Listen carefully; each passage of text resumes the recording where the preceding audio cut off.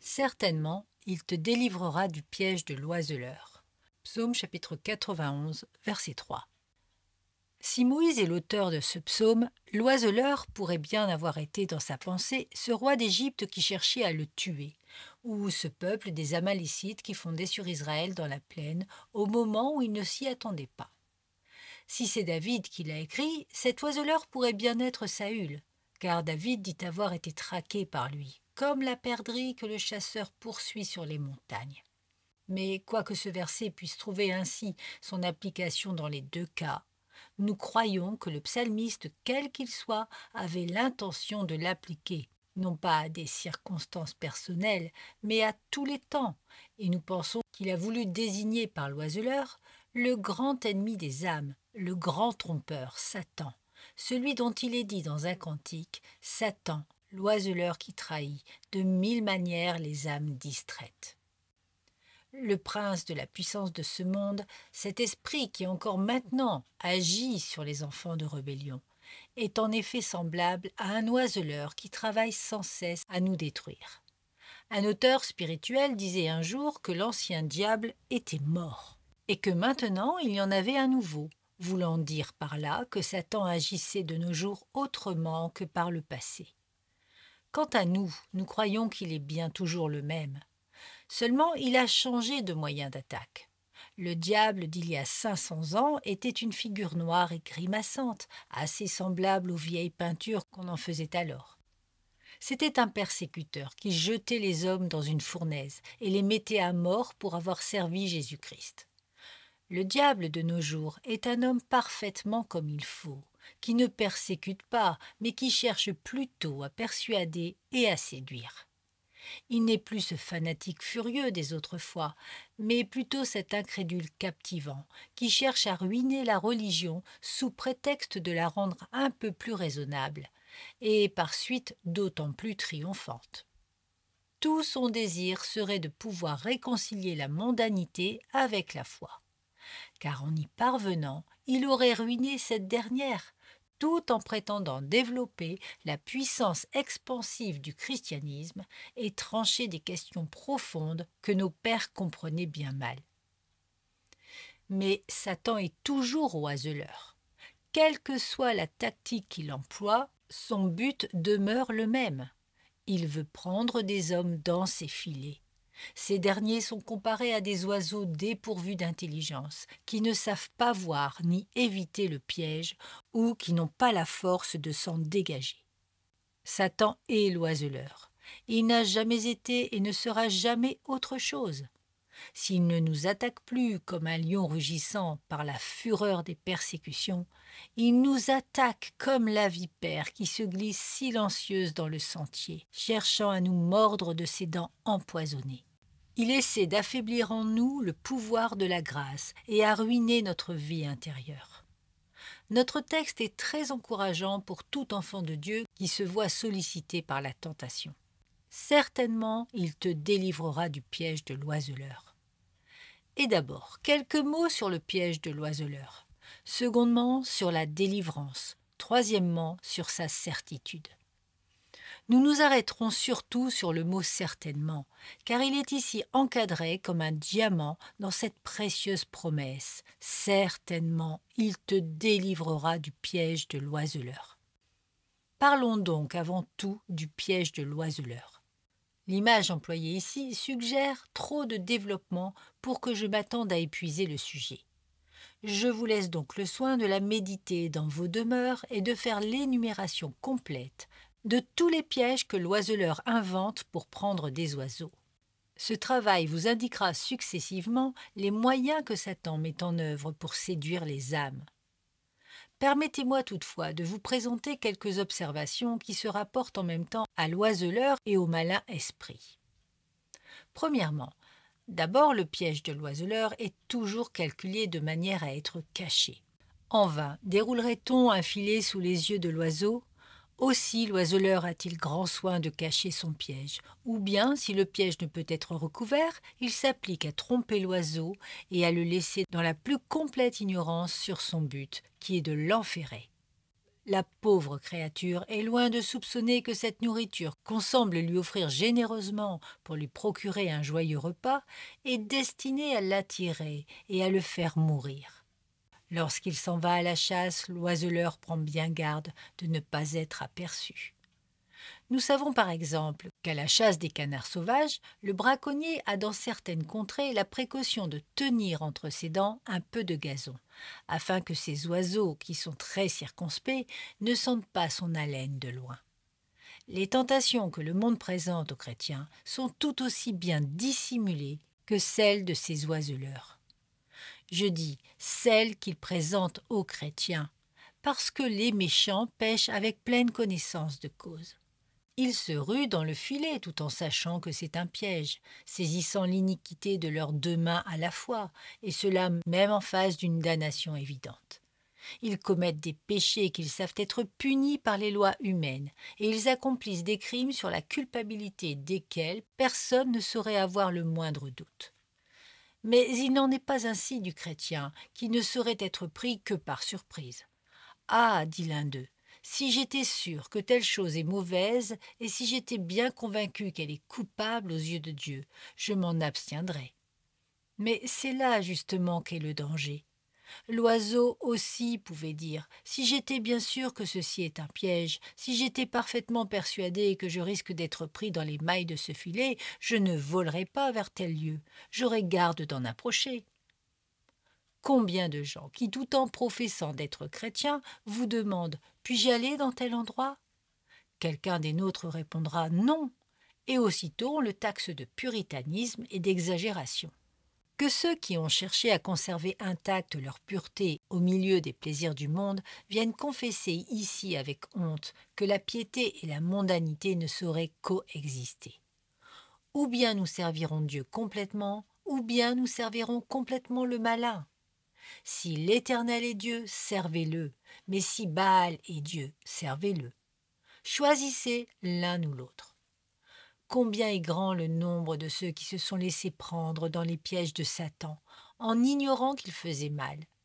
En matière de commerce, par exemple, quelqu'un leur aura suggéré de faire certaines choses.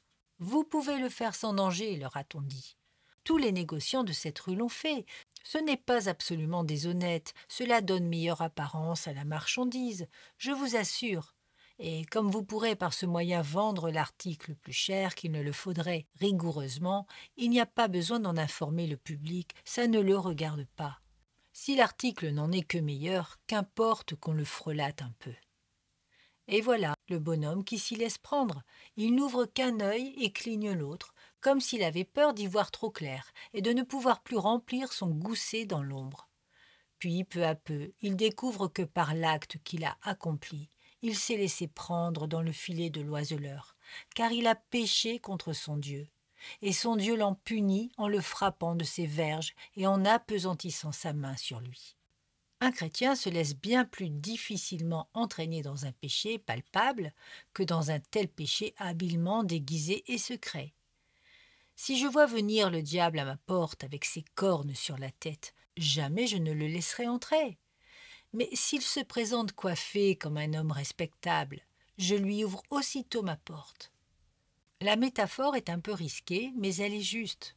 Bien des gens se laissent aller à quelque mauvaise action uniquement parce qu'elle était recouverte à leurs yeux d'un certain vernis ou accompagnée d'une certaine interprétation qui lui ôtait son vrai caractère. Ils se sont dit intérieurement « il n'y a pas grand mal à cela ». Et ils ont laissé passer ce petit ruisseau qui est bientôt devenu comme une trombe et comme un torrent irrésistible. Ce petit commencement a enfanté une fin effroyable. Chrétien, prends garde aux petites choses que tu caches, prends garde aux choses que le monde approuve si légèrement et qui peuvent bien convenir pour lui, et encore. Nous ne saurions leur arracher leur jouissance puisqu'ils n'en possèdent pas d'autres. Mais elles ne valent rien pour vous, car vous possédez une vie meilleure, une vie d'un ordre trop élevé et d'une nature trop délicate pour qu'elle puisse s'accommoder des immondes joies de la terre. Rappelez-vous de ne pas vous appliquer la mesure dont se mesurent les autres. Les personnes inconverties peuvent, sans se laisser aller au péché, se livrer à bien des distractions et des divertissements. Le chrétien ressemble à l'Anglais qui ne peut éviter d'être victime de certaines fièvres de l'Inde. Les indigènes n'en meurent pas, les étrangers y succombent. Il en est de même pour vous qui êtes nés 2 fois. Votre piété succombera infailliblement là où un homme du monde ne tombera dans aucune aggravation de mal et demeurera tel qu'il était. Vous devez être infiniment plus sévère envers vous-même que ne le sont les autres, et être bien plus rigide dans votre piété que les hommes du monde ne le jugent nécessaire.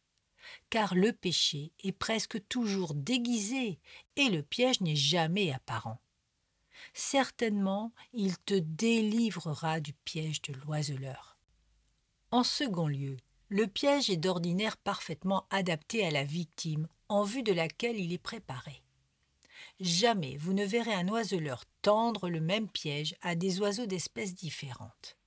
Il connaît les instincts de l'oiseau qu'il veut prendre et il choisit son appât en conséquence. Le chasseur qui voudrait prendre au même piège l'alouette qui s'élève jusque dans les nues et le canard qui vole à la surface des eaux serait en vérité un bien pauvre chasseur. Le vrai, le bon chasseur est plus rusé que cela. Il adapte son piège à la nature particulière de l'oiseau qu'il veut tromper. Satan, le grand braconnier, fait de même. Voici un homme, celui-là, il va l'attirer par la boisson. Ce péché est celui auquel il se livrerait le plus volontiers si la grâce de Dieu n'était pas dans son cœur. Sachant que c'est là son côté faible, Satan cherche à l'amorcer par l'ivrognerie et la gloutonnerie. Voici un autre homme. Celui-là est tout à fait inaccessible à des goûts si matériels. Mais il est tel autre piège qui fera mieux son affaire. Ce sera, je suppose, celui de la luxure. Satan ne manque pas dès lors de choisir son amorce en ayant égard à ce tempérament bouillant et à ses prédispositions funestes. Un autre peut-être aura en profond dégoût toute habitude souillée et sensuelle. En l'abordant, Satan le tentera par conséquent d'une autre manière. Il tendra des pièges à son orgueil. Un autre sera d'un caractère mélancolique, aimant la solitude. Satan s'affublera d'une dignité toute solitaire et viendra le visiter en lui disant « Je suis la sainteté. Seigneur, je te rends grâce de ce que je ne suis pas comme les autres hommes. » Si Satan a affaire à quelqu'un qui ne soit pas naturellement enclin à un orgueil extrême, il le prendra par la paresse. Celui-là préfère une vie facile. Le tentateur adaptera son amorce à ce penchant particulier. Il le poussera à se tenir tranquille, les bras croisés, et le fera périr à force d'indolence. Et remarquez que dans les régions glaciales, celui qui s'assied tranquillement pendant qu'il gèle et tandis que la terre se couvre de neige est voué à une mort tout aussi certaine que s'il se perçait la poitrine d'un coup de poignard. Satan, qui le sait fort bien, le prend par son côté faible.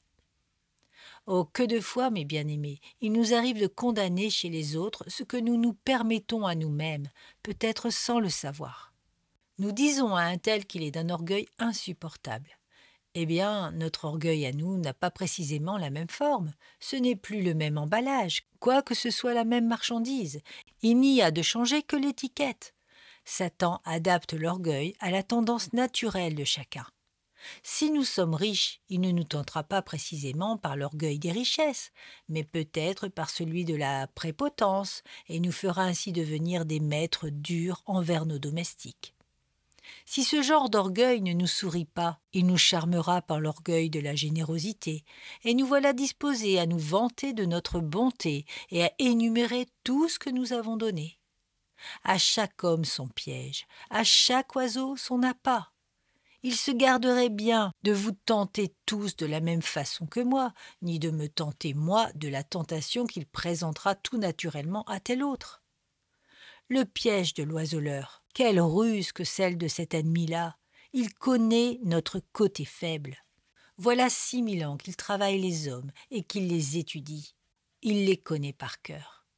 Intelligence d'une puissance extraordinaire, quoique déchu, il sait où se trouve le point critique de notre position et nous attaque aussitôt du côté le plus mal défendu. Quand nous ne serions même, à l'instar d'Achille, vulnérables qu'au talon, c'est là qu'il finirait par diriger son dard, et c'est par là qu'il nous tuerait. Il voit instantanément quel est de tous les péchés celui qui nous surmonte le plus aisément, et c'est aussitôt en nous travaillant sur ce terrain délicat qu'il consommera, s'il le peut, notre ruine et notre destruction. Ah, bénissons Dieu de ce qu'il est écrit, certainement, il te délivrera du filet de l'oiseleur.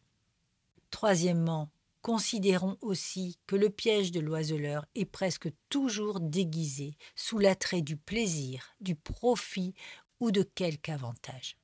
L'oiseau ne vole vers le filet que parce qu'il est attiré par le frottement éparse sur le sol. Cet appât est ce qui le leurre et l'entraîne à la mort. De même, le grand oiseleur, Satan, nous fascine par un appât trompeur. « Oh, s'écrie l'un, je ne puis abandonner telle ou telle chose, elle est si agréable. Monsieur, si vous aviez connu le charme de tel ou tel plaisir, vous ne me presseriez pas de l'abandonner. » Oui, mon ami, eh bien, c'est précisément ce charme que vous y trouvez qui le rend d'autant plus dangereux pour vous. Satan ne vend pas ses poisons à découvert. Il les dore avant de les exposer à la vue. Il sait qu'à la faveur de cette simple dorure, les hommes les lui achèteront et les avaleront sans défiance. Prenez garde au plaisir, prenez garde à ce que vous faites en vous y livrant. Il en est beaucoup d'innocents et de salutaires, mais il n'en est plus encore de mortels. On dit que là où croissent les plus beaux cactus se trouvent sous chaque plante les serpents les plus venimeux. Il en est de même du péché. Vos plaisirs les plus vifs recouvrent vos péchés les plus noirs. Prenez garde, oui, vous dis-je, prenez garde à vos plaisirs. C'est dans une corbeille de fleurs que se trouvait l'aspic qui tua Cléopâtre. C'est dans les brillantes joies d'une fête que Satan nous présente la coupe empoisonnée du péché. Au buveur, il présente les douceurs de cette ivresse qui le remplit de joie. Lorsqu'il sent son cerveau pirouetter jusqu'à la folie et son âme se soulever dans l'orgueil de l'abrutissement. Il offre à l'homme efféminé les honteux plaisirs et les hideuses jouissances de la chair, l'entraînant dans l'abîme par une amorce séduisante sous laquelle se cache l'hameçon qui le déchirera plus tard. Il nous offre à chacun, à vous et à moi, les plaisirs que nous estimons le plus. Il chatouille nos désirs les plus vifs pour nous saisir et nous maîtriser à son gré. Je voudrais mettre chaque chrétien en garde contre la chose qui flatte le plus ses penchants naturels. Ma pensée ne serait pas de l'engager à fuir tout ce qui lui plaît, mais à se tenir sur ses gardes. J'agirai comme Job après que ses fils eurent festoyé chez eux. Il ne les empêcha pas de festoyer, mais il dit « J'offrirai un sacrifice de peur que mes fils n'aient péché dans leur cœur et n'aient blasphémé l'Éternel dans leur folie. » Il s'occupait de ses enfants plus spécialement pendant leurs moments de gaieté qu'en toute autre occasion. Imitons cet exemple. Souvenons-nous que le piège de l'oiseleur se rattache toujours à quelque jouissance ou à quelque profit, et que le but de Satan n'est pas de nous procurer des joies, mais de nous perdre. Quatrièmement, parfois l'oiseleur fait usage très habilement de la force de l'exemple. Tous connaissent le parti que l'on peut tirer d'un oiseau de leurre placé dans un filet pour y amener ses camarades. Satan place presque toujours un oiseau de leurre dans son piège pour entraîner les enfants de Dieu dans le péché. Vous rencontrez un homme, vous croyez qu'il est sincèrement chrétien, son caractère vous inspire une certaine confiance. Il professe hautement sa foi à l'Évangile, il peut parler religion aussi longtemps qu'il vous plaira, et vous débitez autant de théologie que vous voudrez. Vous lui voyez commettre un péché, si vous avez une grande estime pour lui, je parie 10 contre 1 que vous le commettrez avec lui et qu'il vous mènera en laisse. Et remarquez combien Satan est prudent dans le choix des hommes qu'il prend pour l'heure. Ne craignez pas qu'il aille choisir un méchant pour surprendre un homme droit et honnête. Satan se servira rarement d'un caractère ouvertement impie pour séduire un chrétien. Non, il choisit un personnage qui a des prétentions à la piété et qui vous ressemble le plus possible afin de vous attirer vers le piège. Qu'un fripon me rencontre dans la rue et m'invite à faire une mauvaise action. Jamais le diable ne sera assez bête pour l'employer à pareille œuvre, parce qu'il sait fort bien que je passerai droit mon chemin. S'il veut que sa commission me soit faite convenablement, Il prendra pour son émissaire quelqu'un que j'appelle frère. À la faveur de cette fraternité chrétienne, mon estime lui sera acquise, je lui donnerai ma confiance, et s'il s'égare, la puissance de son exemple m'entraînera probablement dans le piège avec lui. Prenez garde à vos meilleurs amis, prenez garde à ceux que vous admettez dans votre intimité. Choisissez-les le mieux que vous pourrez, et après cela, ne les suivez qu'aussi longtemps qu'ils suivent Christ. Demeurez toujours indépendant de toute influence humaine. Dites comme Josué, que d'autres fassent ce qu'ils voudront, mais moi et ma maison, nous servirons le Seigneur. Cinquièmement, remarquez enfin que lorsque l'oiseleur ne peut pas prendre l'oiseau par la ruse et la finesse, il lance sur lui son faucon, qui le poursuit et finit par l'abattre. Quand Satan ne peut pas entraîner un chrétien dans le péché, il déchaîne contre lui la calomnie, qui le mord, qui déchire sa bonne réputation, et fait tous ses efforts pour l'abattre. Je vais vous donner un avis utile. Je connais un bon pasteur, aujourd'hui parvenu à un âge qui commande la vénération. Un temps fut où il était calomnié et déchiré à belles dents par un malheureux qui le haïssait à cause de sa droiture et de son amour pour la vérité. Le pauvre pasteur était désolé. Il menaça le calomniateur des tribunaux s'il ne le rétractait pas. Il se rétracta. La calomnie et la rétractation parurent ensemble dans les journaux, et vous en devinez la conséquence. La calomnie obtint créance dans un cercle bien plus étendu que si l'on n'avait rien dit. J'en ai tiré cette excellente leçon. Faire en présence du faucon de la calomnie ce que font les petits oiseaux quand ils sont poursuivis par l'épervier. Ils s'élèvent dans les airs. Le faucon ne peut pas les atteindre aussi longtemps qu'ils se tiennent au-dessus de lui. Ce n'est que lorsqu'ils descendent à son niveau qu'il peut leur faire du mal. Ce n'est qu'alors que, prenant le dessus, il peut fondre sur eux et en faire carnage. Si quelqu'un donc vous calomnie, laissez-le faire, mais ne descendez pas à son niveau. Dites ce que disait David concernant Simbi. Si l'Éternel lui a commandé de me maudire, qu'il me maudisse. Et si les fils de Séraja disent « Allons trancher la tête de ce chien mort », dites « Qu'il me maudisse ». Et de la sorte, vous resterez au-dessus de la calomnie. Si l'un de nous se retournait pour prêter l'oreille à chaque passereau qui se plaît à crier contre lui, il n'aurait bientôt d'autre occupation que celle de leur répondre. S'il me fallait combattre pour chaque doctrine que je prêche, je ne ferais qu'amuser le diable et satisfaire la démangeaison qu'ont certaines personnes pour les discussions religieuses. Par la grâce de mon Dieu, vous pouvez dire contre moi ce qui vous plaira. Je ne vous répondrai jamais, mais je passerai outre. Tout finira bien pourvu que la conscience reste pure. Plus on lancera debout sur un caractère intègre, plus il brillera et plus son éclat sera pur.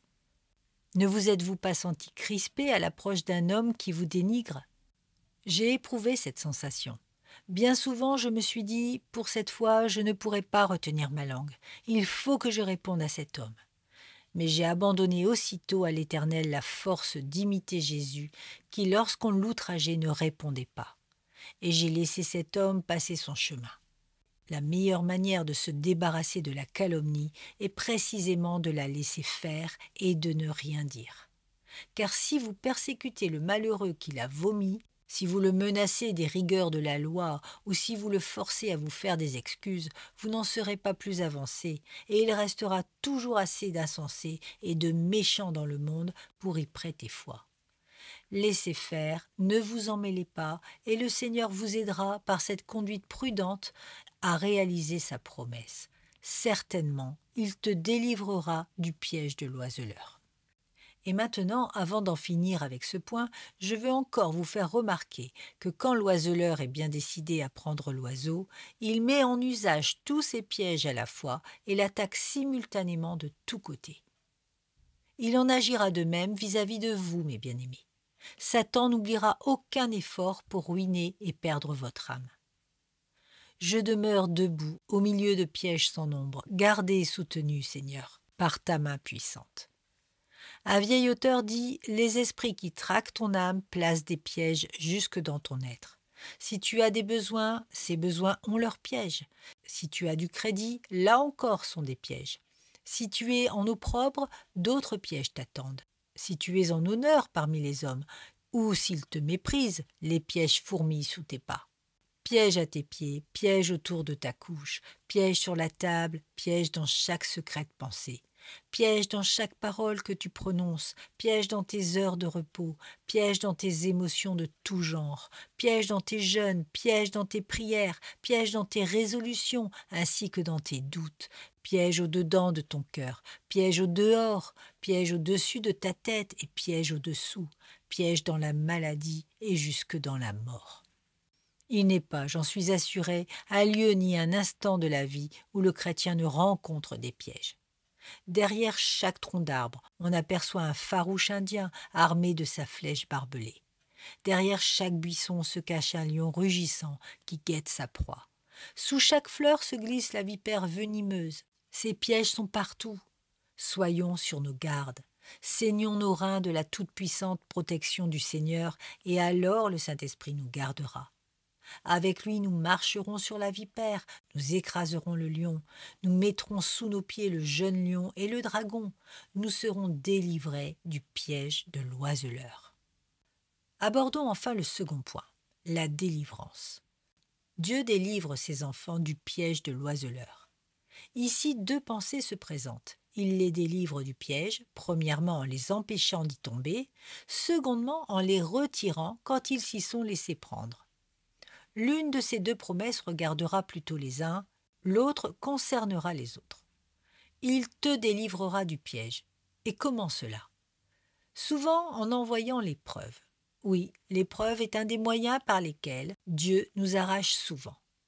Vous connaissez l'histoire de ce peintre célèbre qui couvrait de fresques l'intérieur de Saint-Paul et qui, pour regarder son travail, reculait peu à peu sur l'échafaudage où il était, afin de pouvoir l'embrasser d'un coup d'œil dans son ensemble et en juger les proportions. Il avait fini par atteindre ainsi le fin bord et il reculait encore. Un pas de plus et il tombait d'une hauteur prodigieuse sur les dalles de l'église. Un instant plus tard, il se serait infailliblement brisé si à ce moment suprême, l'un des ouvriers, voyant le danger qui menaçait son maître et voulant le sauver, n'avait imaginé un expédient qui réussit fort heureusement. Au lieu de lui crier « Maître, vous allez vous précipiter », ce qui aurait certainement fait faire au peintre un mouvement de recul fatal à ses jours, il prit un grand pinceau imbibé de couleur et le lança contre la fresque. Furieux à la vue de cet acte de vandalisme, le bon peintre fit un saut en avant pour châtier le maladroit. Mais lorsqu'on lui eut expliqué le motif, il vit clairement que cet homme venait de lui sauver la vie. Dieu fait de même. Nous avons souvent, vous et moi, travaillé à quelque peinture, et nous nous sommes reculés pour l'admirer à distance. Mais Dieu, voyant que nos mouvements rétrogrades nous rapprochaient de l'affreux précipice de la mort éternelle, a employé alors sa providence pour nous plonger dans l'adversité. Il a dérangé et renversé tous nos plans. Il nous a enlevé nos enfants. Il a enfermé dans une tombe la compagne de nos jours. Il nous a ravi quelque objet trop tendrement aimé. Alors nous nous sommes précipités en avant comme pour le retenir, nous écriant « Seigneur, pourquoi ?» Et nous sommes bien loin de nous douter que sans cette épreuve, nous allions être précipités et engloutis dans une ruine éternelle. Ah, je suis bien sûr qu'un grand nombre d'entre vous doivent leur salut à leur affliction, à leur douleur, à leurs inquiétudes, à leur adversité, à leur perte ou à leur croix. Entre les mains de Dieu, ces épreuves ont été autant de coups de hache donnés sur le filet qui vous emprisonnait et vous leur devez la liberté. Dans d'autres circonstances, Dieu préserve les siens des pièges de l'oiseleur en leur donnant un grand courage et un esprit de force extraordinaire, de telle sorte qu'au moment où la tentation se présente, ils s'écrient résolument « Comment pourrais-je commettre une si méchante action et un si grand péché contre Dieu ?» Ah, quel noble courage que celui qui arracha Joseph à la tentation! Avec quelle héroïque énergie son âme s'échappa des filets de l'oiseleur lorsque la femme de Potiphar le prit par le pan de son manteau pour le retenir. Et je suis sûr qu'il est encore de nos jours des chrétiens qui ont accompli des actes tout aussi dignes d'éloge que celui de Joseph. qui ont reçu d'en haut la force de détourner les yeux à la vue du mal, et qui, invités à commettre le péché, ont posé leurs pieds sur la gorge du tentateur en disant « Je ne puis pas, je suis un enfant de Dieu, je ne puis ni ne dois le faire ». Ils ont su résister à l'attrait du plaisir et ils s'en sont refusés à eux-mêmes les coupables douceurs. Vous vous rappelez l'exemple d'Inébranlable dans le voyage du chrétien par Bunyan ? Dame Folly avait fortement sollicité Inébranlable par ses offres. Voici comment il raconte le fait. Une femme élégamment vêtue, mais âgée, se présenta à moi et m'offrit 3 choses, à savoir son corps, sa bourse et sa couche. Or, à vrai dire, j'étais lasse et j'avais sommeil. De plus, j'étais très pauvre et la sorcière, sans doute, le savait bien. Je repoussai ses offres à plusieurs reprises, mais elle souriait et revenait toujours à la charge, en essayant de dissiper mes scrupules. Alors je me fâchai, mais elle n'en tint nul compte. Elle continua à me faire de nouvelles offres, disant que si je consentais à suivre ses conseils, elle me ferait devenir grand et heureux. Car je suis, dit-elle, maîtresse du monde, et c'est moi qui rends heureux tous les hommes. Je lui demandai alors quel était son nom, et elle me dit qu'elle s'appelait Madame Folly. Cela augmenta ma défiance contre elle, mais elle ne se relâchait point et me poursuivait de ses invitations. Alors je me jetai à genoux, et les mains levées vers le ciel, je me mis à prier et à crier à celui qui m'avait promis son secours. Et comme vous veniez à moi, la femme avait disparu. Voyant cela, je continuai à prier et à rendre grâce de cette grande délivrance, car je crois bien que cette femme avait quelque mauvais dessein et ne visait qu'à m'arrêter dans mon voyage. Voilà comment Dieu délivre son peuple des filets de l'oiseleur. Il donne à ses enfants l'esprit de prière et de courage, en sorte qu'ils crient à leur Dieu au jour de leur détresse, et il les délivre. J'ai aussi observé une chose singulière. Quelquefois, j'ai été délivré moi-même du piège de l'oiseleur de la manière suivante. Je ne saurais trop vous expliquer comment, mais voici le fait. J'ai eu le sentiment que si la tentation était venue une semaine plus tôt, elle m'eût trouvé dans une disposition telle que j'eusse été très certainement entraîné. Mais au moment où elle s'est présentée, mon esprit avait passé par une autre série de transformations qui le rendaient tout à fait inaccessible. Je me trouvais disposé de telle façon que ce qui eût pu me perdre à un certain moment donné n'était plus une tentation pour moi. Non, me suis-je écrié dans ce cas. Si tu m'avais offert cela à telle époque, peut-être l'eussé-je accepté. Mais maintenant, par l'influence mystérieuse de son esprit, Dieu a tourné mon cœur vers d'autres préoccupations. Et ce que tu m'offres ne fixe pas un seul instant ma pensée. Voilà comment Dieu délivre les siens des pièges de l'oiseleur. Mais ma seconde idée était que Dieu délivre les siens même alors qu'ils sont tombés dans le piège. Hélas, mes chers auditeurs, nous connaissons, vous et moi, ce filet dont il s'agit. Nous y avons été enferrés plus d'une fois, n'est-ce pas ? Nous n'avons pas seulement vu ce filet de loin, mais nous avons séjourné dans ces mailles inextricables. Nous connaissons la cage autrement que par ouï-dire, car nous y sommes malheureusement entrés, même depuis que nous connaissons le Seigneur. La main de l'oiseleur s'est posée sur notre cou, et s'il ne nous a pas entièrement détruits, nous ne le devons qu'à la souveraine grâce de Dieu. Qu'il est réjouissant de savoir que si, en une heure mauvaise, le chrétien se laisse prendre dans le piège de l'oiseleur, Dieu l'en délivrera. Chrétien et plein d'espoir, s'était bien laissé tomber dans le filet de l'oiseleur en entrant dans la grande forteresse du géant Désespoir. Mais la clé de la promesse ouvrit la serrure et ils échappèrent. Ils étaient également pris dans le piège lorsque Flatteur jeta sur eux son filet et les laissa sur la place. Mais quelqu'un se présenta qui, après les avoir bien battus, enleva le filet, en sorte qu'ils poursuivirent leur route, mieux appris qu'avant d'entrer dans le filet. Je sais quelqu'un qui est en ce moment dans le filet. C'est un oiseau infortuné, c'est même un enfant de Dieu qui a été pris dans le piège, et maintenant il gémit, il crie, parce qu'il a péché. Hélas, hélas, j'ai ici une personne, un excellent homme, qui fait profession d'être chrétien, un homme vraiment respectable. Mais hélas, il a péché, et en ce moment ses yeux sont remplis de larmes, et il s'écrie. Le tumulte de mes pensées ne fait qu'accroître ma douleur. Mon esprit est abattu, mon cœur est désolé et humilié. Oh, retourne-toi vers moi, hâte ma délivrance et sauve-moi. Quand viendras-tu délier mes pieds et me tirer de ce piège funeste? Ô toi qui es retourné en arrière, sois humilié, oui, mais ne désespère pas. Dieu te relèvera.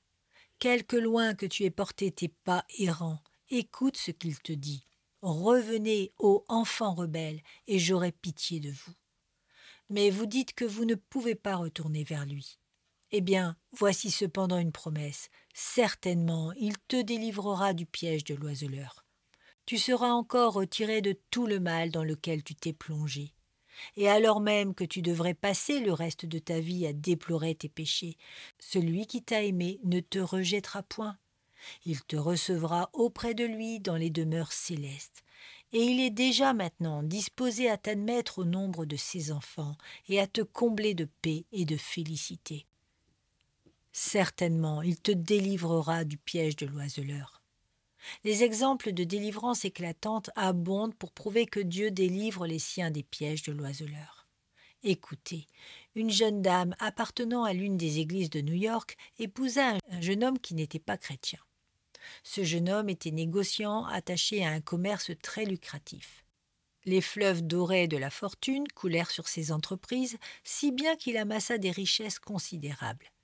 Il se retira donc des affaires et s'en alla demeurer à la campagne. Il acheta une superbe habitation, autour de laquelle des forêts d'arbres magnifiques balançaient gracieusement dans les airs leur feuillage luxuriant. D'un côté, c'était un lac poissonneux, plus loin, c'était le jardin planté des fruits les plus exquis et des fleurs les plus rares. L'intérieur de la maison était meublé avec une élégance et un luxe inouïs. Et l'on peut dire que l'heureux couple possédait tout ce que la terre produit de plus désirable pour l'homme. Au sein de tant de prospérité et au milieu de tant de nouvelles relations avec les riches et les heureux selon le monde, la piété de la jeune dame pâlit, et son cœur fut bientôt fiancé à Satan. Il ne faut pas s'étonner qu'en grandissant, ses 3 enfants aient imité son exemple et suivi la même voie. Aux grands mots, les grands remèdes, dit le proverbe. Dieu appliqua donc le grand remède. Un matin, on vint dire que le plus jeune enfant était tombé dans le lac poissonneux et s'y était noyé. Une cruelle affliction pénétra comme un poignard dans le cœur de la pauvre mère. Elle versa d'abondantes larmes et ses lèvres murmurèrent contre la providence de Dieu. Peu après, sa fille, à l'âge le plus riant de la vie, à 16 ans, est prise d'une cruelle fièvre qui la couche dans la tombe. Le cœur de l'infortunée mère semblait près de se briser. Mais ce nouveau coup de la verge paternelle du Seigneur, au lieu de la ramener à lui, paraissait plutôt l'en avoir éloignée. Le seul fils qui lui restait, et qui avait dû revenir du collège pour assister à l'ensevelissement de sa sœur, sortit peu après dans les champs pour chasser. En voulant sauter une clôture, il posa son fusil du côté opposé pour s'en servir d'appui, et comme il prenait son élan, le coup partit et le tua. Pauvre cœur de mère! Dans l'excès de sa douleur, elle tomba à la renverse, se tordant sur le parquet, s'arrachant les cheveux et dans son délire, maudissant comme une folle la providence de Dieu. Le père, dont le chagrin était très insupportable, à la vue de ce spectacle affreux et à l'ouïe des cris frénétiques de sa femme, ne put supporter cette nouvelle catastrophe. Le fer aigu de l'affliction avait atteint le principe de la vie, et il suivit de près dans la tombe le dernier de ses enfants. La pauvre femme avait donc tout perdu, ses enfants et son mari. Peu à peu, le sens lui revint. Elle se mit à réfléchir. Elle aperçut alors sa profonde déchéance, son orgueil et sa révolte. Les larmes de sa douleur se changèrent insensiblement en larmes de repentance. La paix rentra dans son cœur et le moment vint bientôt où, levant les mains au ciel, elle s'écria « Je te remercie, ô mon Père !» L'Éternel l'a donné, l'Éternel l'a ôté. Que le nom de l'Éternel soit béni. Voilà comment les afflictions portèrent paisiblement dans son âme les fruits de justice, et comment son Père céleste l'a châtiée, non pour son plaisir, mais pour la relever et la rendre participante de sa sainteté. Ainsi délivrée du piège de l'oiseleur, elle recommença à vivre pour le Seigneur, à le servir avec zèle et ferveur, et à faire de nouveaux progrès dans son amour et dans sa crainte. Dieu est fidèle à sa promesse, soit par les épreuves, soit par d'autres moyens. Il délivre toujours les siens du piège de l'oiseleur, alors même qu'ils s'y sont laissés prendre. En terminant, j'ai à m'arrêter quelques instants sur le mot « certainement ». Cette certitude de toutes les vérités de l'Écriture est précisément ce qui en fait le prix infini. Si l'Écriture n'était pas certaine, elle ne serait plus précieuse. Elle n'est précieuse qu'à cause de sa certitude. Or, l'Écriture dit ici « certainement », il te délivrera. Pourquoi ? D'abord parce qu'il l'a promis. Et les promesses de Dieu sont des engagements auxquels il a fait et fera toujours honneur. Secondement, parce que Jésus a fait serment de délivrer. Depuis 18 siècles, Jésus s'est constitué le berger et le surgardien des enfants de Dieu. Si jamais ils périssent, a-t-il dit, tu les redemanderas de mes mains. Il en est donc responsable. Il est leur caution divine devant l'Éternel. Il faut qu'ils soient gardés, autrement les promesses de Christ seraient mensongères et son serment de nulle valeur. Il faut qu'ils soient gardés, autrement l'union qui existe entre eux et celle qui les attache au Seigneur ne serait point réelle. Christ est un avec son Église. Il ne forme qu'un seul corps. Si un membre de mon corps est retranché, je suis estropié, et si le Christ pouvait perdre un seul de ses membres, nous n'aurions qu'un Christ estropié. Nous sommes son corps et l'accomplissement de celui qui accomplit tout en tous. Si donc l'Église n'était pas sauvée tout entière, Christ ne serait plus qu'un Christ mutilé, incapable d'atteindre à la plénitude de sa vie. Ils doivent tous être sauvés, parce que le Père l'a ainsi déterminé, parce que le Fils s'en est porté garant, parce que le Saint-Esprit s'est chargé de l'accomplir. Aucun enfant de Dieu ne saurait être rejeté. Autrement, l'Écriture ne serait plus la vérité. L'alliance que Dieu a faite avec les siens repose sur leur persévérance finale. Elle a pour base ceci. Il présentera nos âmes, purifiées de toute tache et de toute ride, devant la gloire de sa face, au milieu des célestes. Alléluia. Voilà pourquoi il faut qu'elles soient gardées des pièges de l'oiseleur. Sans cela, l'alliance de Dieu ne serait plus qu'un vain mot. Si une seule brebis venait à se perdre, le serment serait rompu. Il faut donc que tous soient gardés. Son honneur et sa gloire sont engagés pour le salut de la plus faible brebis. Ses mains gardent en sûreté tous ceux que le Père lui a donnés. Je n'ai pas le temps de m'étendre sur ce sujet si glorieux pour le Seigneur notre Dieu, et qui pourrait fournir matière à bien des discours. Je termine en vous adressant cette question. Frères et sœurs, cette promesse est-elle devenue vôtre ? Certainement, il te délivrera. Êtes-vous cet homme et cette femme auxquels il parle ? Comment puis-je le savoir, demandez-vous. Croyez-vous au Seigneur Jésus ?